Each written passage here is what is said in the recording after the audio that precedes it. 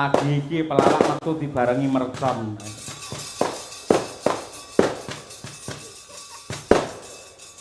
Ya, lumayan meriah kok ya lho kaya. Oh. Dinteni dhisik ya, Mas. Nggih. Cik, Mas. Kaya main lagi.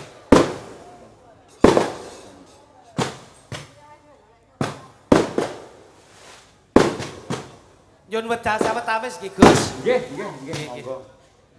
Kersanipun sami ngemataken mercon rumiyin. Siap nggih. Sewengi ngene iki. Udah kawis namung sekedap kok menika kala wau. Oh nggih. Sasmita saking kanca nem-neman namung sekedap. Alhamdulillah. Mercone nggih paling mboten wedalipun setunggal jam setengah mengki. Kepenan awakmu lho, Mas. Mboten langsung mudhun to Mas mengki. Ngoten nggih.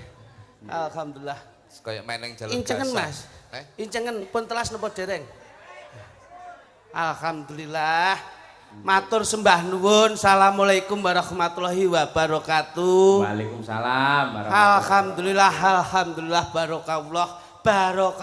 barokallah dalem menika Mas. Nggih. Alhamdulillah Pak Sukamto, Pak kami tuwa anggenipun sedekah lillah. Dalu menika mugi-mugi tinampi cinatet ring Gusti Ingkang Maha Agung. Amin. Insyaallah ridho lan hidayah tumurun wonten keluarga agung Bapak Sukamto, Ibu Pujiati sak keluarga. Allahumma Amin. Ya rabbal alamin. Mboten ngirangi raos hormat, syukur hormat dateng para sesepuh pinisepuh, para alim ulama umara budaya, Mas Cahyo Kuntadi. Nggih. Nembe bengi niki rekor muri pemintasan panjenengan Kok iso? dengan penonton yang duduk sama rendah, berdiri sama tinggi, menunjukkan manunggaling Gusti sapadaning umat. Nggih. Dalu menika membawa harkat martabat budaya Indonesia, Nggih. menandakan bahwa Karanggayam menjadi penonton percontohan seluruh Jawa Timur. Amin. Ini Ya rabbal alamin. niku ingkang sepisan. Kedua. Ingkang angka kalih niki kewirangan, Pak. Loh. Kok kewirangan? Dagelan metune ning Tegelan bluwe tok-tok. Wis aku nganti jekek aku. Sampeyan sing kleru ki sampeyan. Lah diliwatne mburi Lha rono. kula sak kanca Waranggana penabuh ya penak nggone. Malah Sampeyan kaya kok wong biaya. bar ndaut e. Pripun panjenengan niku? Wong Ning jenengan liwat mriki awat menika lak piyayi-piyayi ingkang lenggah sami kathah nggenipun jenjem le mirsani panjenengan. Nggih. Jar kula nggih liwat ngriki karep kula bendang 50 ngoten tok. Terus Mbok saka ngriki ndut tok mburi. Tak gerujuki banyu aku wak. Munggah ngriki rane ondone malah kaya tukang terop menek kene barang nggih. Kok iso. Kula nggih mboten mboten mirsani kahananipun lan papanipun Mas. terus Nanging semangatipun Bapak kami tua Bapak Sukamto Leres. anggenipun lenggahaken keng putra wonten ing Bale Wisma tumuju wonten ing samudraning bebrayan Nggih. menika mratitesaken bilih Bapak Sukamto lan Ibu Pujiati sampun sah anggenipun nginggahaken derajatipun putra kekalih sadayanipun. nggih Mas Arisa kalian Kali Mbak Dinda. Wah, Nggih. jan manten lanang niku ket wau wira-wiri teng transit niku, Pak. Lah ngapa? Kula kendang salin. Dijak foto. Nggih. Batin kok men ngejak foto tok ora ndang kok pelunasane aku ngono. Kaya bingung to kula Aja ngoten. Mboten, Sewu mboten. menawi Pak Kamto niku piye Beh, tanggung jawab. blobo, Kula Mas. menapa wontenipun 10 hari yang lalu Ijih. kula sak kanca sampun Amin. dipelunasi kalian Pak Amin Kamto. amin. Pancenipun Pak kami tua niku saksa, Pak.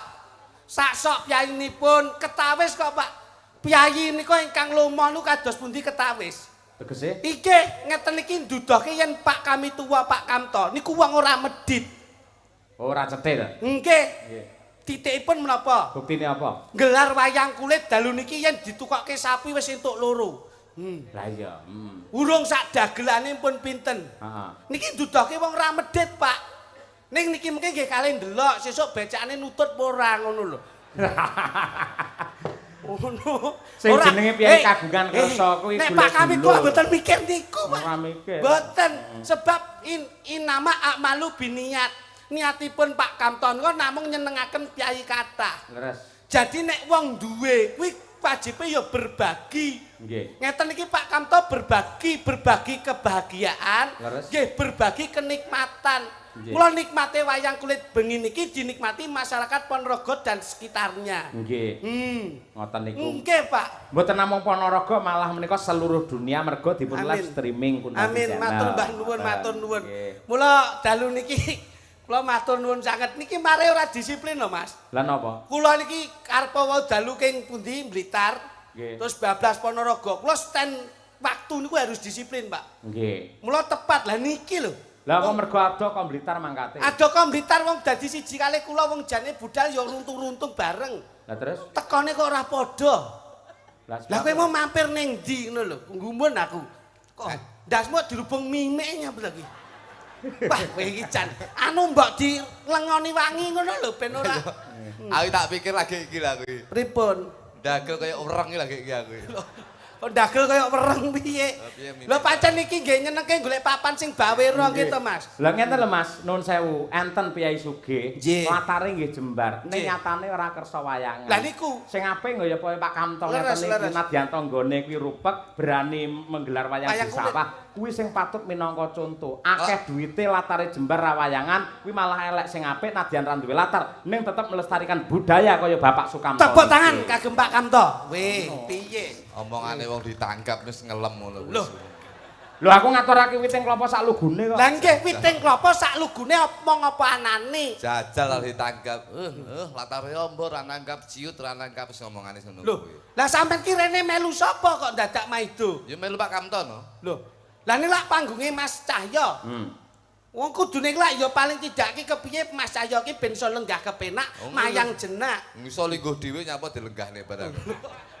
Lho, maksudnya ki paling tidak lenggeret sampean rene ki satu panggung. Wah, kirik pe digeret ya aku. Senasib serumpun sepenanggungan.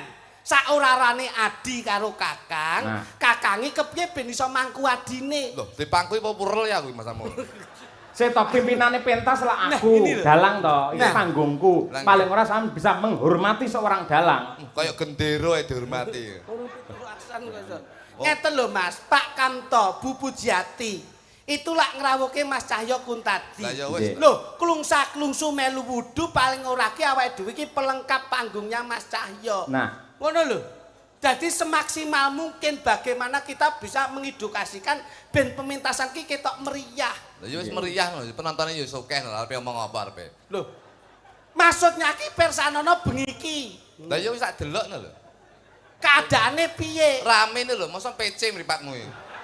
Ya gila rame lho, mosok ya ora enak apa-apa to iki jane iki. Iki mau jane ya wis tak jak omong-omongan lho. Lha kedek ngene ya omong-omongan, tak nyapa mau barang. Wong ya Mas Cahyo ki piyaine kepenak. Kalih kula nggih jagongan Lah iya kepenak. to, Nggih, lah kok. ngomong. Menyampaikan menapa ingkang dados wakilipun Bapak Kamto Bu Pujiati. Lah ya Nggih. wis to, lek ngomong ya penak to ya.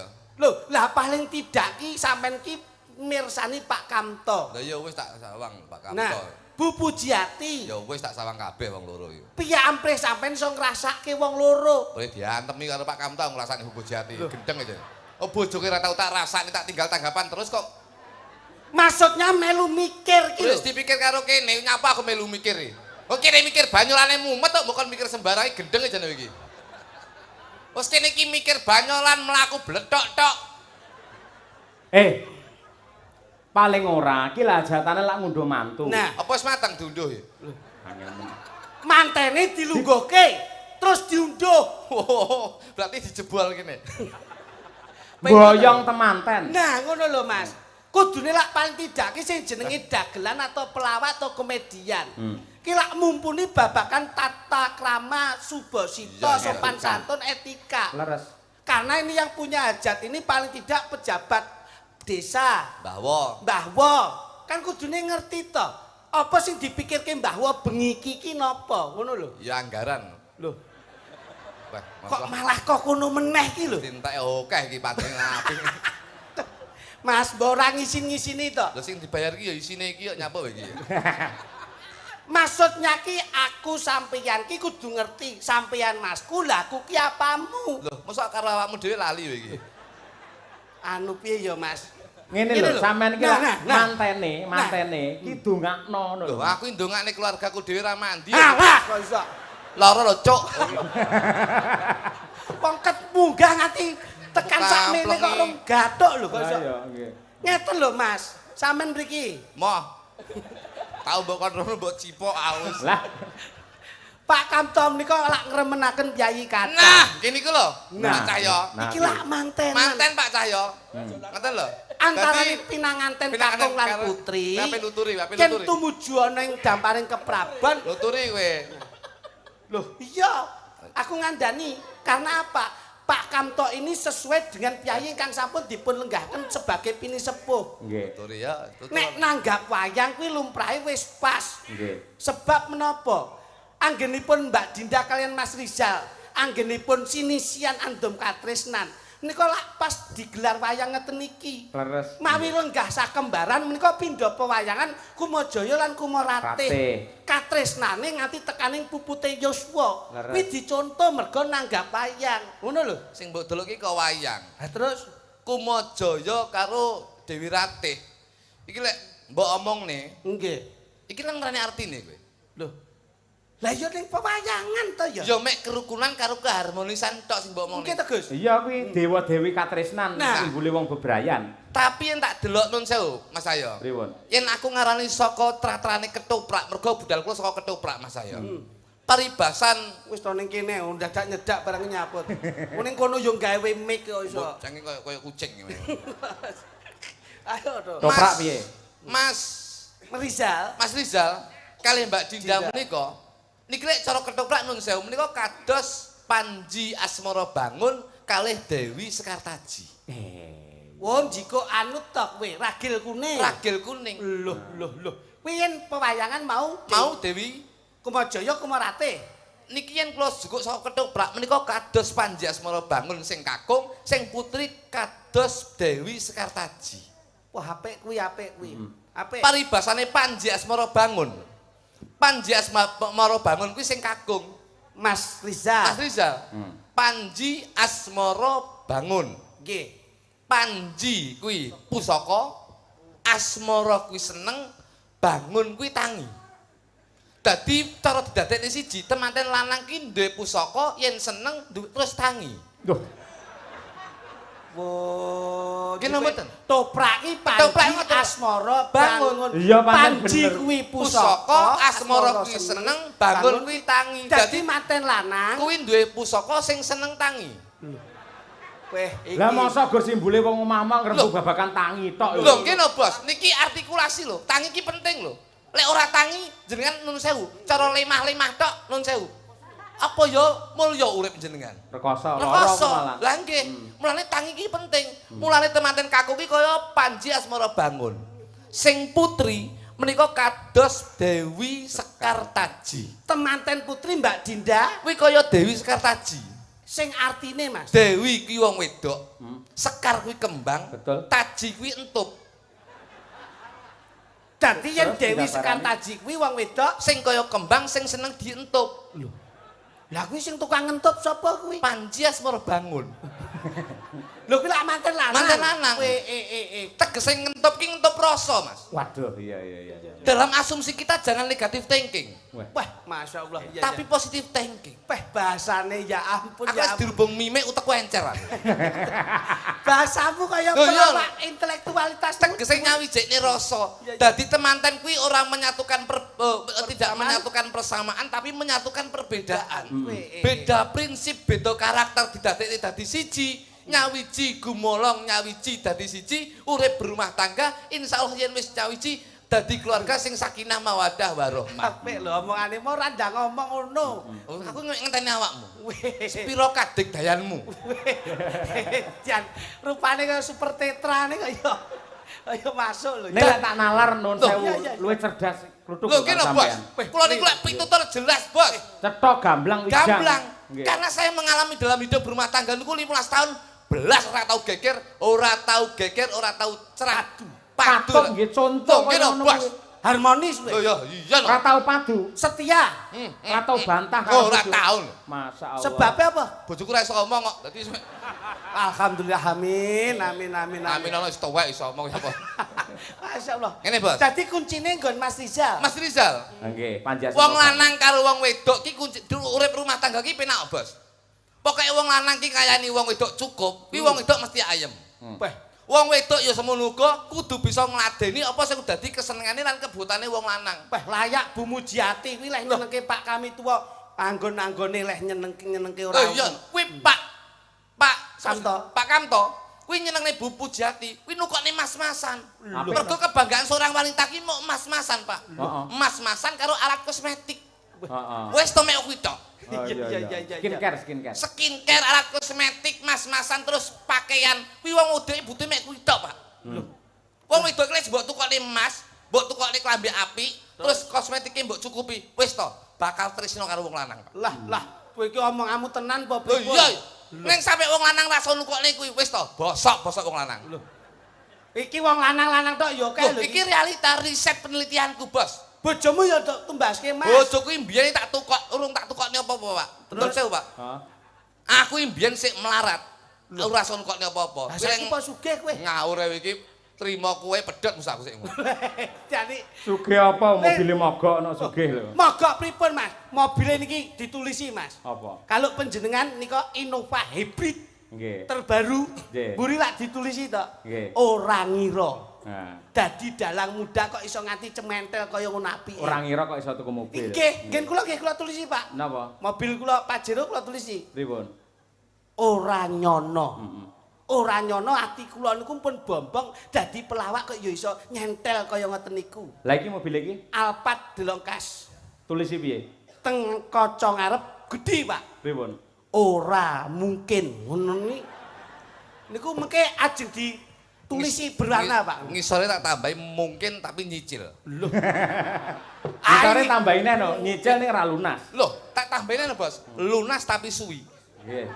Suwi ning Nadyanto kuwi dioyak-oyak karo kredit. Loh, tak tulis neh tapi ndelik. Loh, Tulisi ngisore, ndelik tapi konangan. akhirnya aku ora tuku mobil kuwi, Bos. Lah terus Lah ngarep tulisan tok beri nabrak bosok aku. Jane iki mobil apa banner sampean. sik bojomu maune kowe melarat, ora Kula apa-apa. niki realita non sewu manten lanang karo manten wedok dan juga ki wong-wong lanang, Pak. Nggih. Aku lek ngrasakne wong lanang iki mesakne, Pak. Kok saged ngoten? Wong lanang ki ngenes-ngenes lek kalah karo wong wedok. Loh. Kowe aja sembrono. Sekarang itu persamaan gender loh, Mas. Wis to. Pria dan wanita kedudukannya sama. Sama. Wis to. Wong lanang ki lek katek blonjo wong wedok ora cukup. Wis to, apa dadi kebutuhan iki mesti ra tau cuma wis. Kok ngerti kowe? Bojoku mbiyen iki rong tak blonjo, Bos. Nggih. Aku iki budal tanggapan klambi ra tau dicepakne. Masyaallah. Lho tenanan lho. Sampean nggih. Tangi turu wedang ra digaekne. Sakniki pripun? Saiki begitu tak blonjo los, sembarang dicepakne kabeh. Contoh klambi Klambi aku budal ki cepakne, Bos. Alhamdulillah. tangi turu daran cepak. Tangi turu ki ngombe, senenganku karo panganan cepakne. Mulih tanggapan ngene iki bojoku sik buka lawang, det langsung. Mas, pun Nggih. kundur, wis aku. Ngersake mboten. Sik ngono. Sik nawani. Lho iya. Masyaallah ya. Kuwi kewajibane wong wedok. Nek nawane piye mau bojomu? Eh? Nek nawane piye mau? Mas, Terus ngersaken mboten. kok ngene apa maksudnya? Lah, nyapa tak jelas niki nyapa to, Bos. Wis ngene iki padha tuweke ya roh to. Prius Ora, ngene. kudune lah nuwun sewu sampean teko ki lho, Mas niki wedange kopi. Lah. Ngoten niki lho gedang goreng. Kok langsung Mas ngersak langsung ngono nyapa. Wong wedok ki ya kudu ngoten niku, Bos. Sadurunge wong lanang njaluk, kuwi wong wedok kudu nawani. Kuwi kewajibane. Ngono ya? Ngene upamane sampean dadi kluthuk teko. Kula Iki to. bojone kluthuk. Nggih, nggih. Sampeyan dodok lawang. Ayo. Pomo tak dodoki. Lawange rong dadi omah kok. Upamane. Iki aku kadung ngene kok iso. Mangsane. Upamane. Ya wis, langsung lulus sore ya. Enggak halus. Wis niki Spray. spray ngene Oh, ya. alah. Spray Sabun. korden. Korden. Lah ya kordenku kok spray. Aku ora kuat tuku. Kordenku kok spray. Jong aku yo. Ngonyek aku. Wis Dagelan kodang iso gawe spray lho. Lah ya sprayku tak gawe korden ngono lho. Korden enek dhewe ora gawe spray. Guyon. Kae tamune teko, we teko mulih iki bojone kluthuk. Alah, ya ampun. Blukutuk. Kok blukuthuk? Lah nek bojone jenengan sinten? Bocah yo. Nek bojo kula. Bu klitik. Lah nek niki kluthuk. Blukut. Oh iya. Lah, uyo ngono. Ayo, masyaallah, Dik. Aku teko lho, Dik. Aku sing teko. Kok kesusu ki nyapot to. Lah wis tanggapane wis bar kok. Teh pun kula cawisne, Mas. Matur nuwun ya, Dik. Maem pun teng meja. Masyaallah, matur nuwun ya, Dik. Jenengan ngersaken mboten? Lah kae wis mbok cepaki mam, kae wis mbok cepaki mimi. Lah kok sik ngersaken mboten ki ngersaken napa? Niki lho. Lah nggih mpun dicepake to darane lak sampun. Sampun, Mas. Mimi lak Nggih, sampun. sampun teng Lah meja kok sik mbok tawani ngersaken napa? Niki lho, Mas. Lah oh ngejak olahraga. Senes, Mas. Lho lah apa? Oh iya. Oh. Lambe mboten pun jelas nih. Lah wong sing teko ya Mas Cahyo kok. Nggih to, Pak? Spray. Oh, spray itu. Mboten. Penting kuwi. Kuncine manten, Pak. Tutur-tutur ngene. Rong enek lawange duwe kunci. Lho. Jare omahmu enek lawange mau. Lemari. Oh lemari ya. Lemarine nggih kunci, nek lawange mboten enten kuncine. Lemari ku tak buka berung ngene. Berudul tikus tok. Manten niku kuncine nyapa sasmitone temanten kekarone iki dilenggone ning kuwadi. Sebab apa kok Mas Rizal kali Mbak Dinda dipun lenggaken kuwade? Lek dilenggone ning gubuk iku dirubung wereng. Tegese Kuwade. kuwade menika kuwato nyangga barang sing gedhe. Dadi temanten kuwi kudu kuat nyangga barang sing gedhe. Mbiyen sik bujang enek apa-apa wae kuwi ora menjadi masalah, tapi kalau sudah hidup berumah tangga, apapun bentuknya permasalahan itu harus musyawarah untuk mencapai mufakat. Loh, Mergo godhone saya gedhe, Pak. saderengipun dipun lenggaken kuwade lak mesti panggihipun pinanganten kekalih Mas. Nggih. Kok mesti dipapak Suba Manggala? Kaya raja sedina ratu sewengi. Sing tak maksud kuwi Ngarep kok sik diwenehi gedang raja. Gedang raja kuwi ndudone temanten kekarone iki dadi raja sedina ratu sewengi. Oh iya, dadi manten. Mulane tamune sak menembane iki iso diarani raja sedina ratu sewengi. Panggih manten kok mesti diwenehi gegeman suruh. Suruh ki kesusu selak kepengin weruh. Lho. Temanten lanang pengen weruh temanten putri, semono uga temanten putri pengen weruh temanten kakung. Sing biasane dandan kaosan, dandan celananan, pengen weruh piye yen dadi manten. Ning bakale ora bisa weruh. Lah kok iso? Mergane ketutupan spray. Oh, lah iki bleset neh iki. Ketoke bakul. Ora terus. Wontenipun sura lak ngajeng sakala dipun apit kalian Manggala Dumas ngasta kembar mayang. Kembar mayang ki lek wis seneng-seneng ngene iki aja lali mayang ki madhep manembah nindakake sembahyang. Samu barang ki awake dhewe oleh mlaku, oleh budidaya ning ya kudu manembah marang Gusti kang murbek dumadi Gusti Allah Subhanahu wa taala. Lah kamangka kembar mayang menika ingkang karacik saking wontenipun Janur. Janur ki jan ki jaan, nur ki cahya, jaan ki pelaku. Dadi temanten kekarone uga keluargane bapak kami tuwa insyaallah oleh pepadhang jagat, oleh pepadhang donya, insyaallah berkah barokah saka Gusti Allah Subhanahu wa taala. Amin amin. Janur rupane kuning. Kuning menika kuncarane besok bakal dieling-eling. Masyaallah. Tanggal 12 bulan Juni.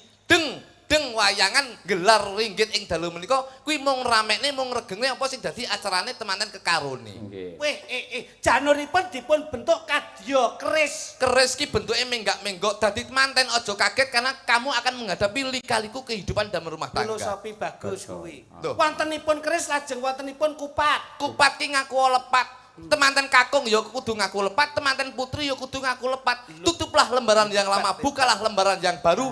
Kemarin adalah kenangan, sekarang adalah tumpuan dan besok adalah jawaban. Masyaallah bocah ki ya ampun ya ampun ya ampun. Januripun wonten keris kupat lajeng wonten lepet. Lepet ki disilep kanthi rapet. Apapun bentuk aib rumah tangga, aja mbok biyowarakne, aja mbok lewatne media sosial. Sakala saiki akeh wong mengeluh, sakala ngetik tangane. Biyen ki mulutmu harimaumu, sekarang adalah jarimu harimaumu. Loh, elok bocah iki. Lho. Wontenipun lepet kupat keris lajeng janur ingkang pungkasan dipun bentuk kaya manuk. Kuwi nduduhne yen temanten lanang duwe manuk. Nek ndi nek lanang ki ya nek manuke. Tegese manuk ki filosofine temanten lanang ki miber sak nggon-nggon nyambut gawe, ning aja lali mulih ning susuhe kabeh kayamu kabeh upahmu tetep dienggo nyukupi keluargamu. Weh niki Pak, Loh, niki tanggung jawab Pak. Kula niku lek Tanggung jawab. duduh nih kepinteran kula ngeten iki, Bos. Manten kakung ingkang kasebut aparing asma Nggih. Mas Rizal. Mas Arizal. Rizal ki rina wengi tansah ndedonga marang Gusti muga-muga keluargane dadi keluarga sing sakinah mawaddah warahmah. Komplite enek anase. Anas ki saka tembung antuk kanugrahan. Nas ki nasib sing apik besok bakal tinemu Amin, keluarga amin. besarnya. Alhamdulillah. Sing putri Mbak Dinda. Din ki dina-dina, dina-dina tansah nyepakne apa menjadi kebutuhane wong lanang. Lambemu kok iso apik men ngene iki jane apa to? Kok cak-cak iso apik ngene iki apa? Ngene iki ya. Aku yo lagi gumun tak tambahi 1.500 bengi iki. Makasih. Ya. Oh, lho, Bos. Lho sing penting dhewe iki tiyang sepuhe manten. Pak Sukamto. Suki suka. Suka ki remen. Kam ki kami tua sing dadi profesi. Iya. Toki toto dienggo keluarga. Garwane Pak Sukamto Bu Pujiati. Nah, kuwi oncek ana. Aja tau tak onceki diantemi wong aku. Lho maksudnya kayak Pak Kamto tadi. Puki puja lan puji diaturke marang Gusti Allah. Jiki jimate keluarga ki wong wedok, Pak. Mergo surga itu di telapak kaki ibu. Ini lho, ini Pak. Gitu, Pak. Dadi tatas titis tetes nggon terwacane pangucape niki elok niki. Njenengan mboten sah ngetes niki hebat lho, Pak. Pemikirannya cerdas niki. Niki ngerti kok kodame Pak Kamto napa kodame manten ngerti kok. Luar biasa lek. Piye to Mas? Iki mbiyen ning desa ki arepe diangkat lurah ora sida terus didukne dadi juru kunci. Juru kunci akhirnya mayite demo. Apa tumal kok mance dewa ki lho kok iso. Mula kersanipun jangkep nggih Mas. Nggih. Pak Kamto menika mengkomposisikan malam hari ini memang mboten paring kabar panjenengan. Nggih. Pancen untuk surprise. Surprise, Pak. Mergo mengki lek ngabarin jenengan mesti kaget. Nah. Karena Pak Kamto tuh niatnya bukan mempertemukan jenengan kalih kula, tapi mempertemukan kula kalih menika. Dados ini salah satu bentuk apa ya? Ya surprise lah, surprise. Sik. Pak Kamto ngrawuhaken kula kalih jenengan. Ya, itu tidak niate tidak mempertemukan antara jenengan kalih kula, terus tapi mempertemukan antara saya dengan beliau. Jadi karo Yukesi kuwi. Iya to. Temu pirang perkara. Oh, mbiyen kulino sak panggung tanggapan melu Pak Anom meluan. Lah. Oh, akrab dadi kanca akrab. Lah, ya sing ngene tok kiting tangane kiting. Tak kira nek hubungan spesial kok piye kok iso. Winong nawangsih ngancani. Kene dok. Tukung, yo, dados. Kene dok, Nong. Yo. Ya, semangat yuk.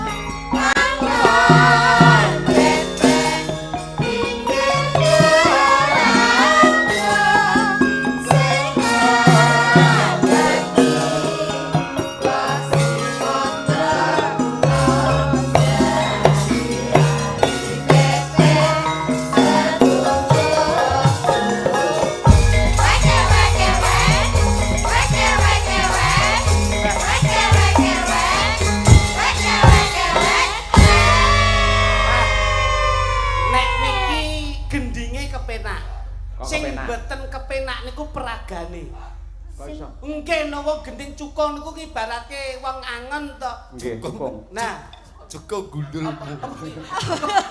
Iki ngono gendinge cukur.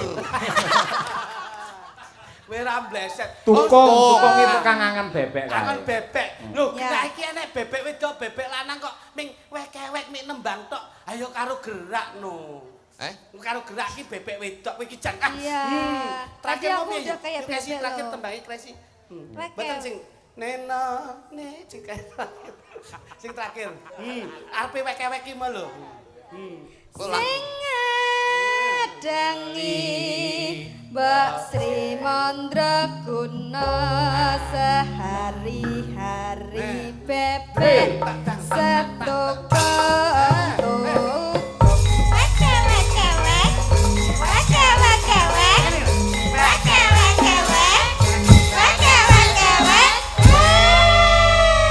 bebek wedok. Awakmu bebek wedok ya agresif ngono lho. Lah kan aku ya bebek wedok ya nembang dulu. Kowe iki kok bebek wedok, aku nyontoni dhek sik iki lho. Wah, bener. Kowe sing bebek lanang, nek wis wek terus wek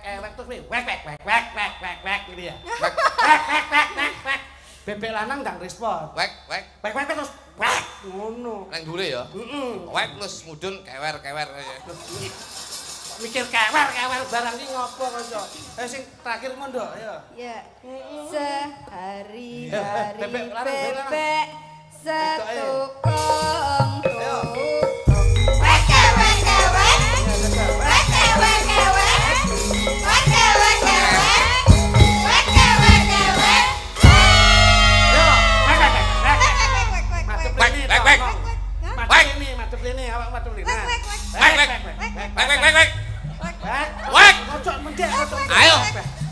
wek kowe. Lho kowe ndang wek. Eh? Wek lah. Wah wek lho kok kono ngendok kok. Teh kowe iki. Ini wek ya kok kono ngendok. Suwi nek ramu. Lah iso wek lho. Kudune ndang wek. Mak, Niki lho. Bang, Dawuh. Nggih, enten pamundhut saking Pak Sukamto Pundi, kedawi Bos? ngersakaken ngimpi, Putih kula. ugi ngersakaken sesideman. Nggih. Lah, Pancen Pak Kamto piyayinipun budaya saestu, Mas. Oh, saestu. Ben dalu nggih sok aktif mirsani panjenengan. Nggih. Minded sanget. Dados wong budaya kuwi ora kok kudu duwe, Mas. Nggih. Nanging seneng riyen. Nah, ya. Nggih, tur hebate. Kula Nggih. sakanca sampun dipun rampungi. Alhamdulillah. Niki wau amplope nggih enten artane. Amin, amin, amin. Nyun gending sesideman kalih nyun gending ngimpi. Nggih. Saking Bapak Sukamto. Matur sembah nuwun lan ugi dumateng warga masyarakat ingkang ing dalu menika mirsani ringgit. Mugi-mugi sedaya pinaringan sehat, waras, kathah rezekinipun. Amin. Lah kuwi sing ngesor ra mbok waca kuwi. Keluarga Pak Sukamto. Sukamto apa enek terusane. Pangapunten Mas Cahya Kuntadi. Menika wonten tali asih. Nggih menika arta 700 kagem kru Madangkara. Sembah nuwun nyebukan, Nduk. Alhamdulillah. Yo ngene transparan. Alhamdulillah ya. Transparan. Sabarane Awet jujur. nggih to, Mas? Jujur. Nyambut gawe iki padha kesele, padha kringete Tur ya. amanah lho kuwi. Berapa Om ini tadi 700. berapa? 700. 700 ndak adai. Loh. Jenengan iki Tulisannya 700 loh, Pak. amplop tok. Sik to iki mau iki urung tak buka, sik nutup ngene iki lime sik kelet ditampani karo kluthuk. Kok iso nyalahne aku kuwi lho. 700 loh isine. Niki wau king pundi? Kongkone Mas Cahyo. Mas Cahyo, panjenengan saestu mboten ngasta. Ah, demi Allah kula. Ngopo lho ngapusi. Iki ana artane lho. Engko ge ceblok. 700. 700 tulisannya 700 loh iki. Ceblok ning jarik ngono, Bos. Ora enek iki mau layang beda iki sing iki kok. Niki lho, saking Pak Kamto nyuwun gending ngimpi. Lah sampun kalian sesideman. Nggih. Kagem masyarakat Karanggayam. Nggih. Saking Bapak kami tuwa. Salam Nggih. sugeng amirsani. Tali Mas asih. Cahyo Kuntadi wonten tali asih 700.000 ki lho, bawa ora? Nggih, ada tali asih 700.000 untuk Madangkara Nah. dan 500.000 untuk Mbak Winong. Lho, kuwi lho. Sik Iki to, lho. iki kok kowe aja sembrono lho. Oke, kleru tulisane. Iki jamane jaman anu lho iki. kok ge anu tulisane kena banyu ndledek ngono ya. Lho. Ndak iki 700.000 Lah wong tenan iki 700 kowe lho. aja sembrono lho. Awake dhewe diparingi rezeki Nah. karo Pak Kamto piye carane amanah itu dilaksanakan dengan baik. Iki kok iki usume iki usum wong bebayani kabeh. Iya. Ketok lap kasus langsung. Iya, tur Ciduk tenan. duwe kaya ngene nganti dijupuk ora ndayani apa-apa, marai Napa, Mas? penyakit ora. Wong niki kanca-kanca mesake padha-padha meleki Lah iso. kaya ngono kuwi. Mangsane. Ayo balekke. Lah, tenan to. Kok kok- gawa to? Oke, tulisane ndledek ngono. Lho. 700.000. 700 loh. Iki lho, Dak. Iya, 700.000 untuk Madangkara itu balik. loh. Dhewe mek 500 tok. Jiwa kejujuran iki kudu ditata. Kok picek to mek iki tok. Lah wong sing gawa sampean kok arepe maido kancane. Ayo. Iki sira. Ora sampe lu melu. Nah, 700.000 Non kok. pengen. Panjenengan Piye mboten ngasta tok. Sumpah kula mboten ngerti kok. Mungkin Lah. samriki mah tasik lim-liman. 500. Dinggo Madangkara Eh, ora loh, iso. kok diambil. Aja ngisi-ngisi asmane Mbok Mbak sumpah Kamto. lho. Iki kok lek tak tampa malah dadi perkara. Wong duwe 700 dadi 500 iki ora aku. Aja. malah. Pak Kamto piyane jujur, ora kok ngapusi. Ngawur kowe iki. Sumpah to tenan. Mbah. Oh sing buka kowe salahmu. Iki seksine kene iki di video lho, video lho. Lho, di video lho. Nggih. Lah kuwi ra video ki video pokoke sinden kok kuwi ya. Mangsamu. Ayo, nyun sewu Mas, kesanipun Ben tanggung jawab. Ngundak kulino kaya ngono kuwi. Anu, yen pangapunten Pak Kamto, Lho, nyapa kok urusane arep Pak Kamto iki? timbang kula dikeroyok niki yen tambah 200 Pak Kamto niki. Ngawur, ndak oleh ngono ki lho piye mung mbok parane nganti sing 200. Ngawur apa aku mbok kon ngemis lho ki lho ora nek tulisane 700 kok tuapuk ngene ya. Sale dhewe sampean kok ya manut. Lho pancen sepelane ngono. Ayo, ono sesidipan nggih Gus. Nggih, men Siap, dibawani siap. komplit. Monggo, monggo, monggo. Yang bawa siapa, Pak? Kamu Mboten Om Kluthuk aja. kamu bawa seolah-olah kamu itu terpesona dengan saya. Nggih. Ki lak ceritane iki apa? Kisah cinta antara seorang kaya raya, Iya. Mas Kluthuk, sampean seorang sinden. Nah, ngono kuwi. Oh, gitu Dadi ya. kowe kedalan karo aku. Heeh, ngono. Wah, gek sing didani apa rupane kaya bletok ya ngono kuwi. Paribasane ngono lho, Pak. Ora enek paribasan kene eneke pari utuh kuwi lho. Paribasan kok iso. Bawa ndak? Ya nah. Sing wedok ya Durmutala. Wiwitane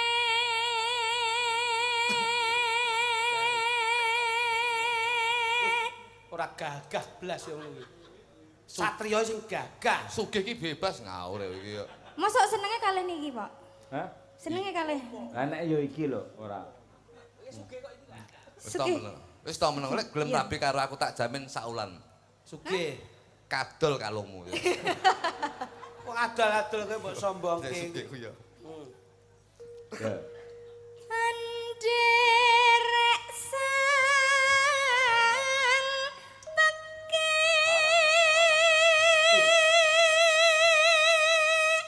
Ngono ki karo omong. Diajeng. Diajeng. Wong melarat tok mate wong sugih ya. Ben paling Sing larano kan. paling tidak ki ben ngerti. Sing edanan kae kok warai aku ya gendeng ya. Tukang Mas Jokluduk. Tukang Mas Jokluduk. Nyapa? Ya, Kowe galak men kok kakek ciu lho modelmu. Sing biasa ngono lho, datar. Wong sugih ki bebas ngraglem liyane lho iso. Waduh. Wah, ya aja semena-mena caramu ngono ya sida didemo tenan. Rada lah ngalem. iya. Sopo sing demo? Wong tuku di demo. Lah nek tuku terus ra bayar mbok tinggal ngalih. Mas Kluduk. Mas Kluduk. Rada Piye? ngalem, Nduk, suaramu rada. Mas Kluduk. Apa? Sejatine aku tresno banget kali panjenengan lho. Jatine aku tresno banget karo panjenengan. Ya apa? Kalem. Kira ngene kok malah kaya sembodro. Lah mau jare kon endel. Sejatine kula tresno kali panjenengan lho Kang Mas. Ya. Sejatine kula tresno karo panjenengan lho Kang Mas. Padha. Juga enek pembahasan sing indah Ngono to. lho, aja Pokoknya. dry text ngono lah. Padha. Menawi kula tresno Jajal, aku pengen roh sepiro gedene katresnanmu marang aku. Tresno tembangmu. Ora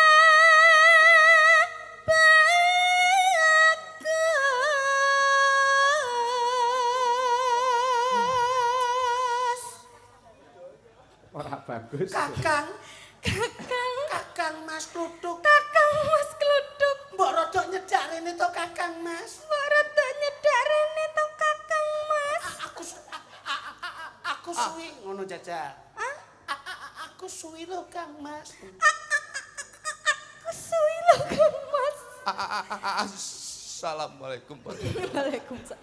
Kok ngono Suwi to? ora mbok cetheki lho Kang Mas. Suwi rambut cedeki lho Kang Mas. Iya tak Kapang lho Kang Mas. tak cedhaki Cahayu. Aku uga kangen karo kowe Nah sayang. ngono.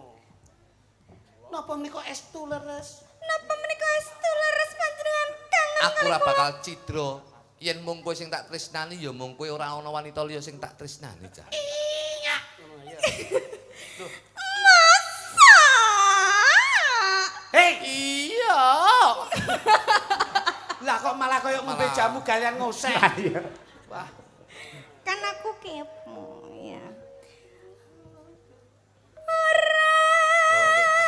Ya. Bagus. Supraida. Kang olah budaya. garwaku Dalem. jebol ana kene papan dunungmu, Iki jane gandenganku sing ndi to? Awakmu ki critane ki sing nukui wong akeh. Kaya panganane dituku. Oh, pasti tanggapan to. Tanggapan lho, tanggapan. Oh, alah sing ngejob. Iya, iya. Sing ngejok, sing ngejok. Sing dadak ning ngisor. Balik ning dhuwur, bocah ki. Oh, aku enggak ya. Nah, Ya ampun, Ya ampun piye tak angkat ora? piye rasane? Lha kok kaget. gadul. Kaget banget. Ya, enggak apa-apa. Tembang dulu kamu nanti. Sowan Aku capek. menyang kota gede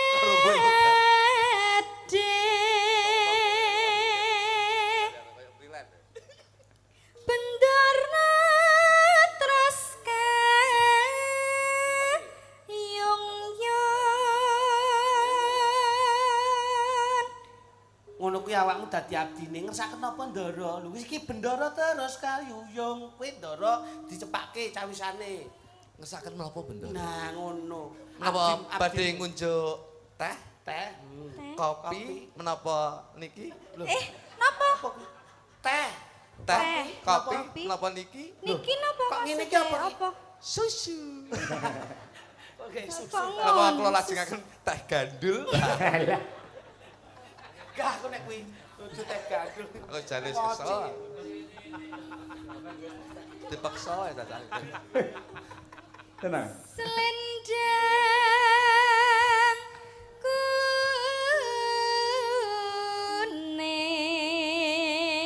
kuning kang saking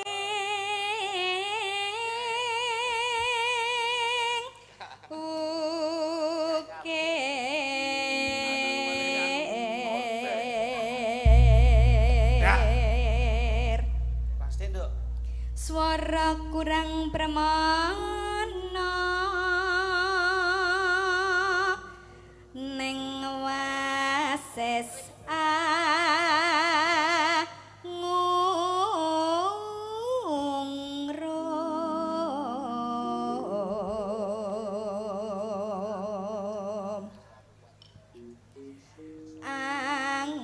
angungrum marang bendara Iya. Tiah Sulistya pijer ngincangake alis Masuk. Oke. terus no sesideman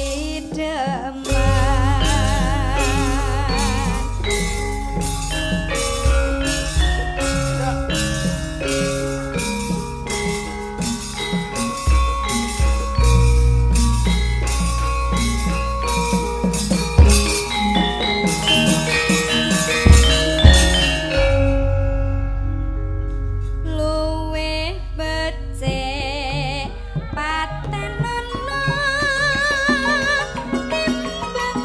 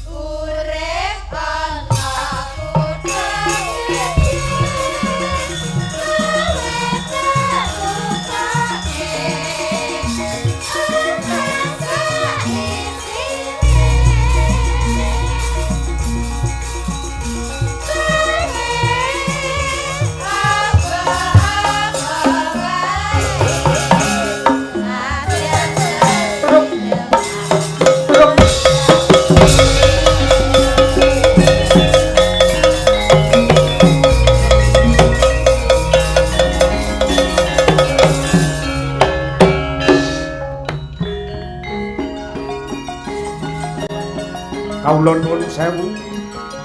Sagung para lenggah kakung Jawa Putri.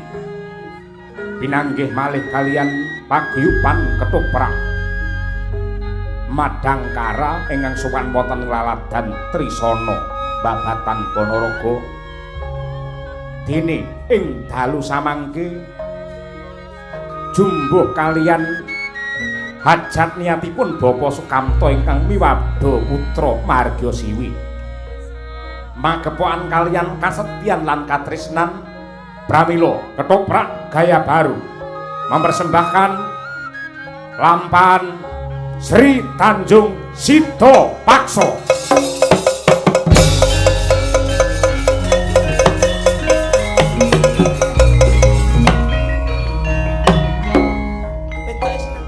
Tutik, tutik.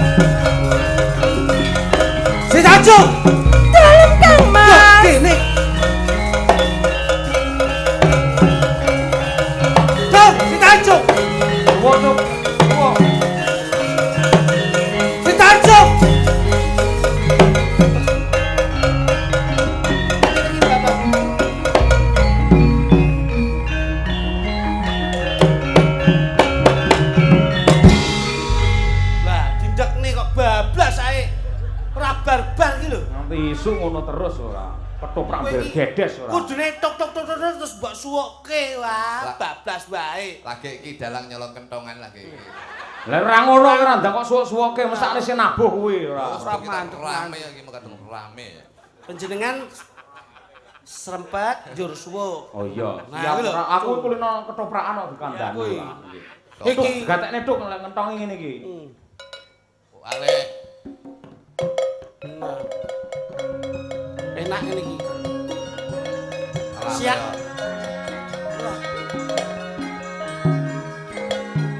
Si Tanjung. Dah Kang Mas sendika dawuh Kang Mas. Enak ngene iki. Ing papan kene aku keprungu kabar sing ora ngepenakke ning talingaku. Si Tanjung. Kabar menapa Kang Mas? Penak ngene iki.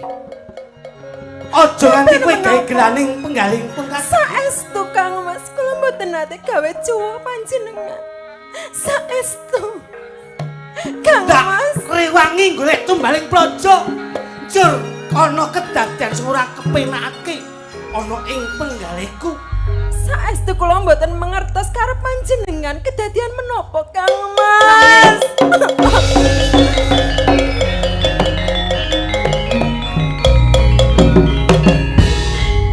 Nanging kedadian sing ora ndak kepenake banjur ono kok jare penak. Seramu Salah gagas. Pon bar-bar wis. ana ing paregolan sak bergadianing prajurit yen mangerteni Gusti Prabu Sradikrama banjur wis kersa cumandha ing papan kaputren. Gage kuwi kandha. Saestu Kang Mas mboten nanten kedadian kados menika. Nanging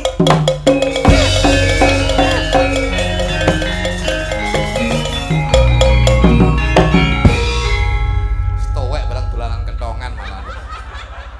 Ben greget ngono lho. Greget kene omong taktuk. Kene iki ben omong se ora ngomong tuk taktuk jan ku. Siswa budaya. Tapi ngene jenenge kekerepen kentongan elek. Pah jenengan ngrusaki gawean kok Mas. Makane. Tak kira ki ya mboten bleset jenengan. Diajeng si Tanjung. Loh. Malah dadi tukang parkir. Rek, Pak Yoyo kayak tukang parkir to. Semritan. Jan iki anu Apa kuwi? Anu kok cah cilik sih. Mau semprit-semprit aku dhewe lho, ngopo lho. Ah dhewe iki ning kene ngomong iki rasane. Ning ketoprak biasane sing nonton akeh parkire akeh kan dicotong iki sempritan. Butuh kok iso. Diajeng ben tertib. Sik.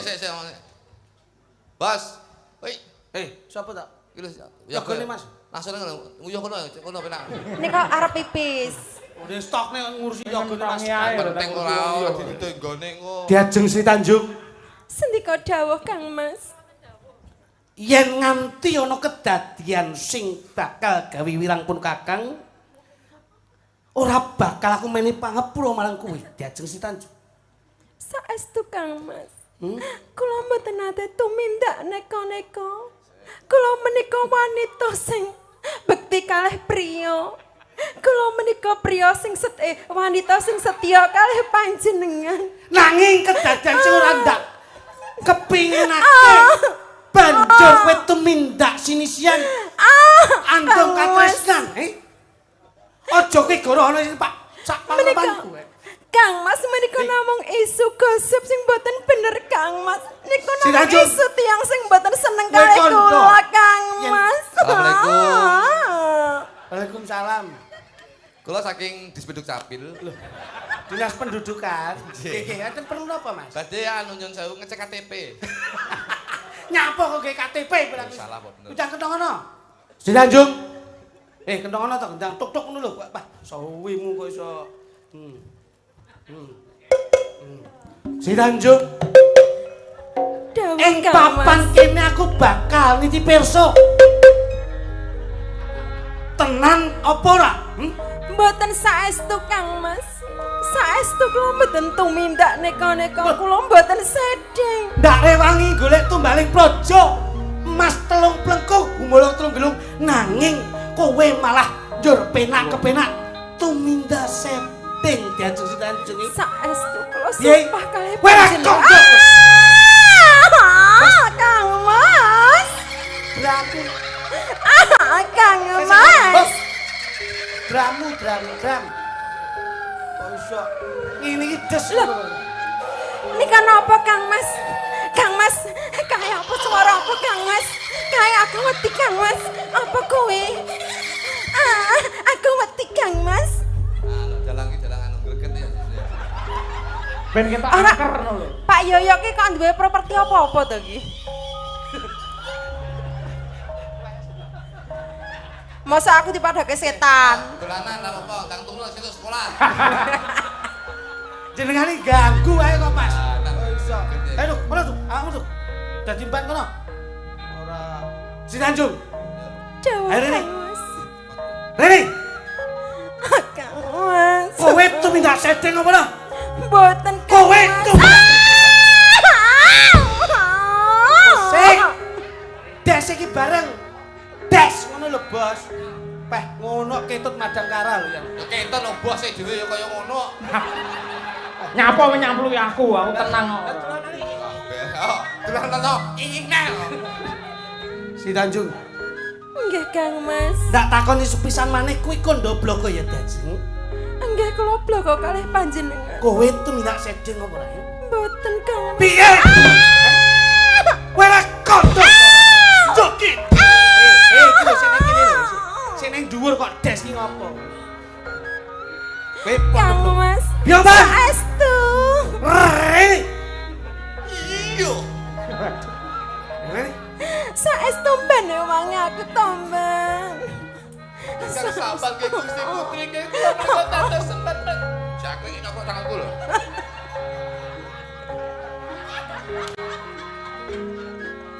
Sangkem rongos kok.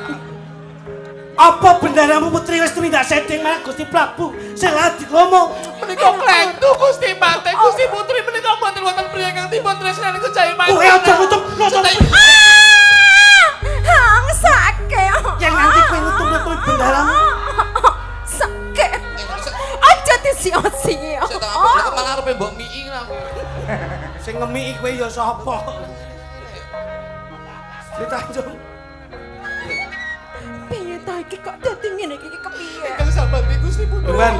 Aku ora tumindak. Ing papan kene ndak pasrahke kowe sak leger gendonge. Ya gene kowe lirwa ngawas-ngawasi Bendara Putri. Saestu mboten lelo kula ngawas. Aja goro. Kula mboten goro kula menika matur bloko dumateng Ing papan kene ndak rewangi toh nyawa toh pati. Kula nyatane. Sri Tanjung. Enggak Kang Mas dewangi. Sakit. Kowe iki nyapa kok nutup-nutupi lho. Kowe tumindak setting ora? Mboten Kang. Sepisan maneh kowe kondo. Tumindak setting. Kowe aja ngono ae. Aja ngono. Aduh, Kang Mas sakit. Sri Tanjung, pecut Mas ya. Menehi winang aja. yen nganti kowe ora kondo bloko, pusakaku bakal tak rangkake ana sarandring badan kowe. Langsung. Kang Mas. Sak menika. Piye iki mben kok dadine kaya ngene ta? Ayo kowe rono. Iki yo marah kowe ngejaki dolan ndek iki kae kok yo rene. Salah kowe ngejaki dolan ndek iki. Tak omongno nek ora nek apa-apa. Tolong. Omong. Sekak. Ketoke kok lilian dung banteng to iki. Kleru pemaine iki to. Sri Tanjung. Ayo kondo. Nggih Kang Mas. Sak menika mang pejahi kula Kang Mas. Nanging kula maling kalih panjenengan. Menawi ludira kula menika anggondo arum. Kula menika mboten tumindak sedeng Kang Mas. Nanging menawi kula ludira kula anggondo amis. Berarti kalau tumindak sedeng Kang Mas. Tinimbang kowe nyepet-nyepeti mripat. Kowe becik kowe sumiksir kita.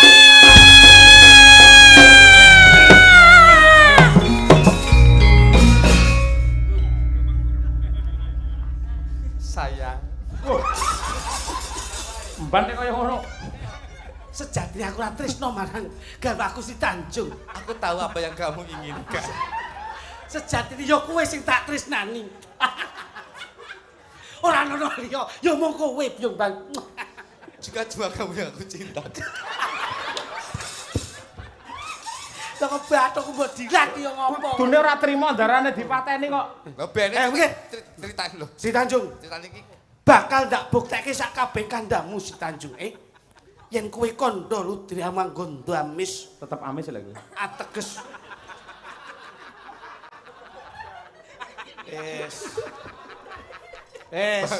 Rono neh, engko sasuwi ketularan Ki Sekar Gado.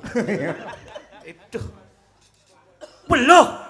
Si Tanjung ora aduh.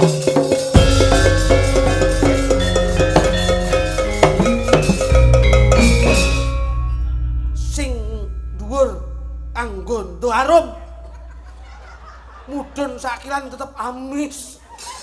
Ayo jebul garwaku anggondo harum Byung Ban. Duh kepiye aduh diajeng Si Tanjung. Aduh diajeng. Yo kene kowe tumekaning pati. king menapa?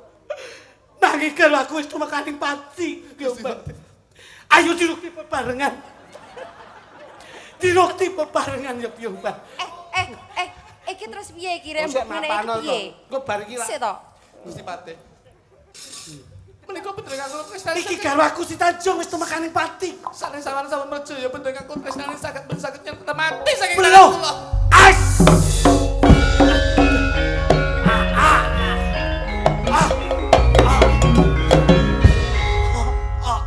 Jajeng.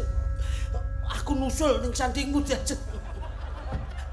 Kowe mateni aku. Jek urip iki. Jajeng. Aduh. Pak, moci kupas, Mas. Wis ora iso asmara bangun. Jajal tak gawe tahu bulat.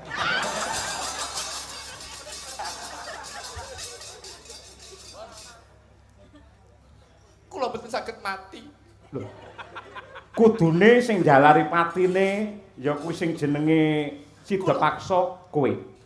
Mongko sing jenenge pati utangi ya pati. Ning niki wau mboten lakon ingkang kados mekaten menawi mboten sunten sutradara ingkang kados jenengan. Lho.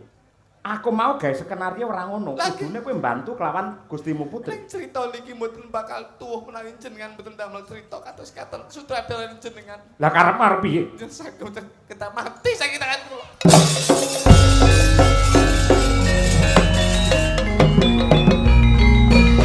Aku mau mati ning tak cesneh urip akhir.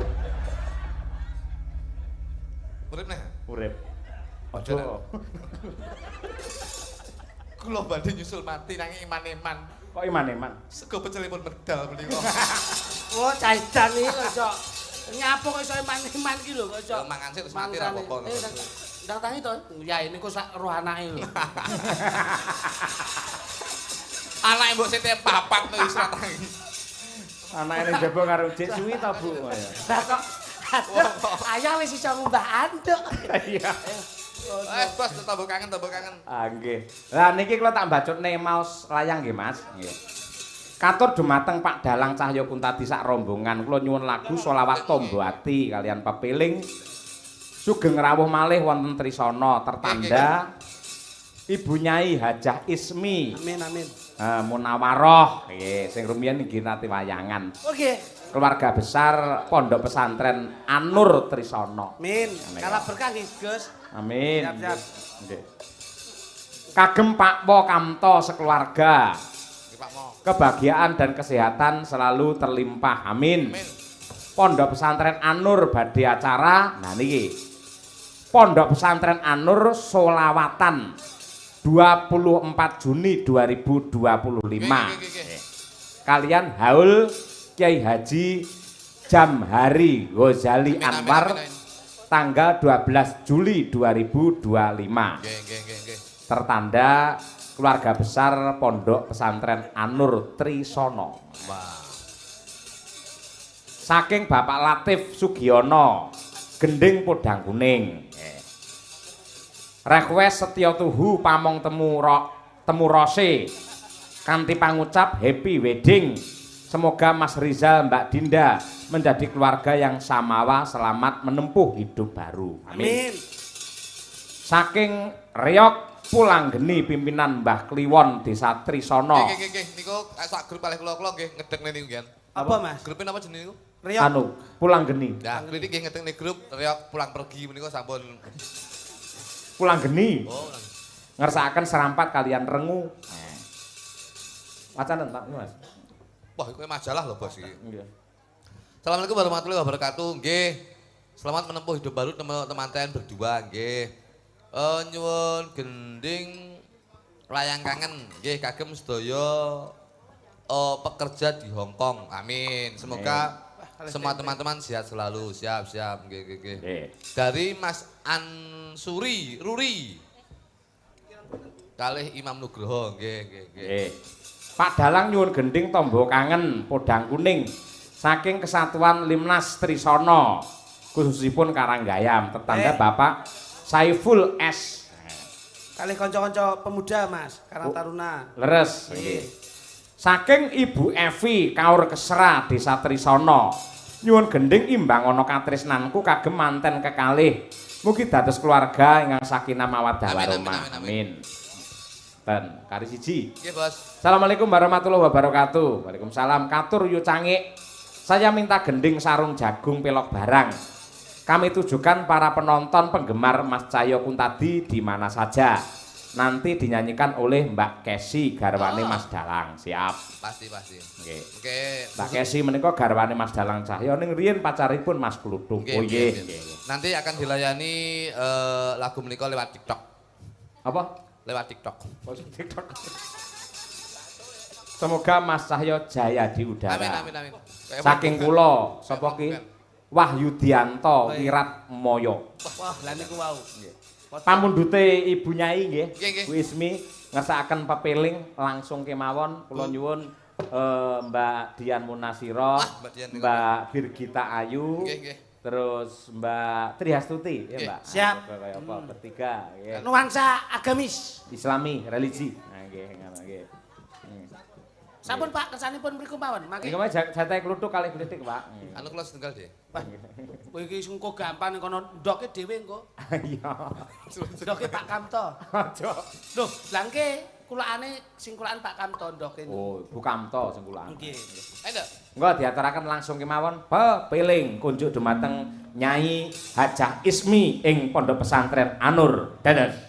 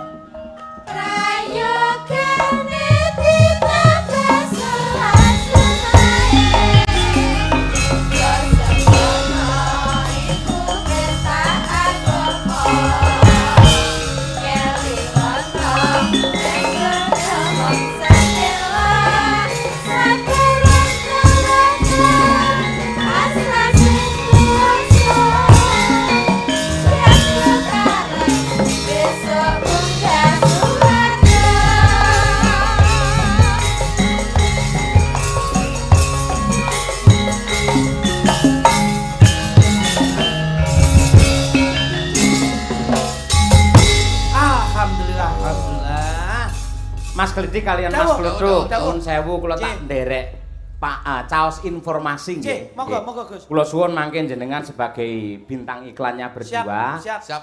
Bilih suran kampung wayang yang ketiga wonten ing kampung kula Jaten Karanganyar menika badhe dipun gelar tanggal 10 ngantos tanggal 12 Juli 2025. Ingkang wonten Solo nggih. Nggih ten Griya Solo. Siap. Nggih niku pun enten catetane. Garapane ngeten, kamera fokus kepada Mas Kritik Kluthuk. Mangke anu Cak Bagus, Ceko tung tak tong ning suwuk terus nika mengajak selesai kalimat balik Ceko melih. Ngoten niku. Coba nggih. Nggih. Pun siap? Pun. Nggih. Mangga, yuk Ceko.